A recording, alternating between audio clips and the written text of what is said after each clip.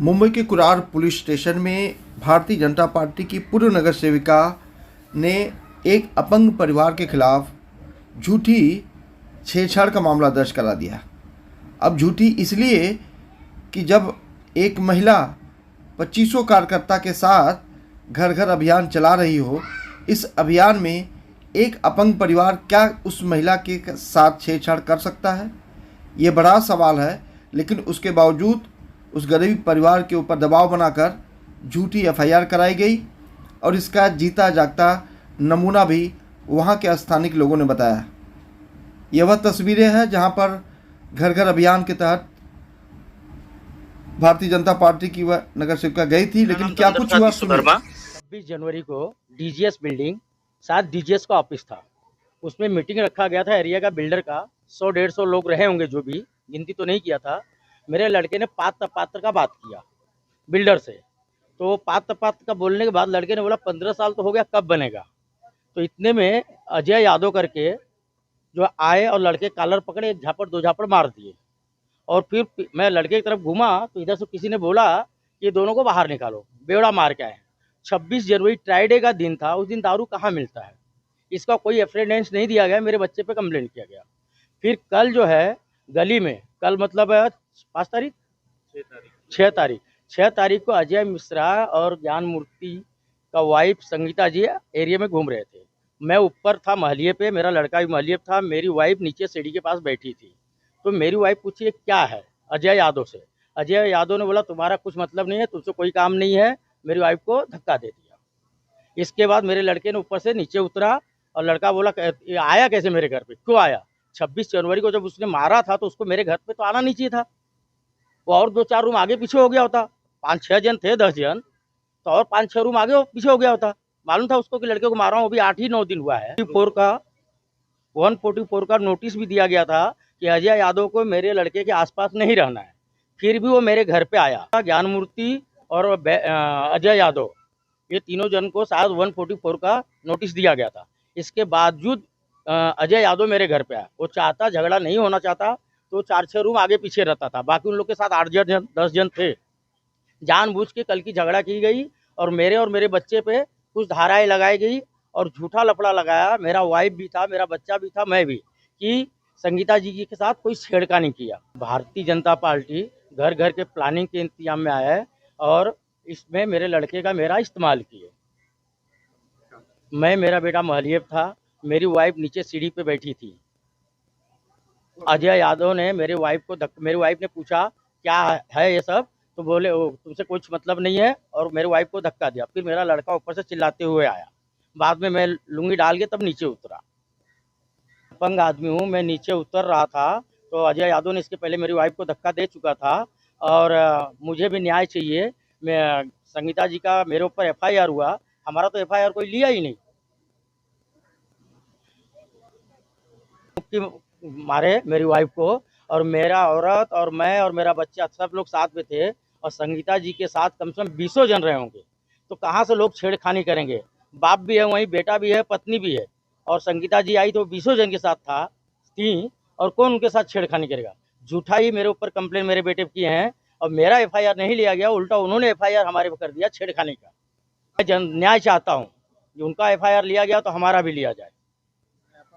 अपंग मेरे ऊपर झूठा केस डाला। रात को पुलिस बुलाई, हम गए, फिर हमारे से पेपर पे साइन ली 3-4 पन्ने पे, फिर हम घर आए। मैं मकबूल कंपाउंड पठानवाड़ी से बात कर रहा हूँ। हमारा जो एरिया है, हमारा विभाग है, वो एसआरए के अंदर शासन की योजना जो है, वो शासन की योजना यशस्वी होने के लिए हम लोग 2012 से लेके हम लोग कोशिश कर रहे हैं। लेकिन यहाँ के जो लोक प्रतिनिधि थे वो आज नहीं है, लेकिन वो एरिया में झोपड़ी धारक को बहुत परेशान कर रहे हैं। एसआरए का जो हम लोग काम कर रहे हैं उसमें टांग अड़ाने का काम कर रहा है। ये जो लोक प्रतिनिधि है, ये हमेशा झगड़ा करता है, झोपड़ी धारक को फंसाता है। इसने कम से कम इस एरिया में 3-4 बिल्डर लाए थे, लेकिन वो कामयाब नहीं हो सका। एक बिल्डर को लाया, दूसरे को छोड़ दिया, उससे पैसा का, तीसरे को लाया, चौथे से पैसा किया। और जो हमारे शिव सृष्टि सहकारी गृह निर्माण संस्था थी, उसमें वो स्टार्टिंग में से हम लोग आने के लिए, सपोर्ट करने के लिए बोले थे, लेकिन उसने हम लोग को सपोर्ट नहीं किया। हर बिल्डर के पास जा जाके पब्लिक को हैरान किया। 10-12 साल हो गया और ये विभाग ऐसा ही पड़ा है। और आज जो इस एरिया का विभाग का जो डेवलपमेंट करने के लिए हमारे एरिया के रहिवासी एक साथ जुटे, उसको वो टांग अड़ाने का काम कर रहा है। वो तक उसने एरिया में कोई मीटिंग नहीं किया। जो विकासक लाया था समर्थ, उसका ऑफिस भी बंद हो गया, उसने सामान भी लेके गया। और आज वही विकासक ने डीजेएस नाम के विकासक को पूरा एरिया बेच दिया है। इसके बारे में लोक प्रतिनिधि ने, किसी ने भी झोपड़ी धारक को मीटिंग लेके कुछ बताया नहीं है। आज यहाँ के लोगों की मानसिकता एकदम ये हो गए, सब बस्ती के लोग डरेले हैं। जो उसने आरोप किया है, वो घर घर का कुछ अभियान लेके वो चल रहा था, पार्टी का को कुछ गले में गमजा डाल के वो घूम रहे थे, लेकिन वो खाली दिखाने के लिए ही था। वो जो एक रहिवासी हमारा है, उसको जाके वापस छेड़छाड़ी करके वापस पुलिस स्टेशन में तकरार करने का उसका कोशिश था, और उसमें वो कामयाब हो गया। उधर पुलिस स्टेशन में कंप्लेंट भी किया है उसके बारे में। वो गलत हो रहा है, ऐसा वो लड़का कर नहीं सकता है। उसका पिताजी अपंग है और वो बेचारा गरीब आदमी है।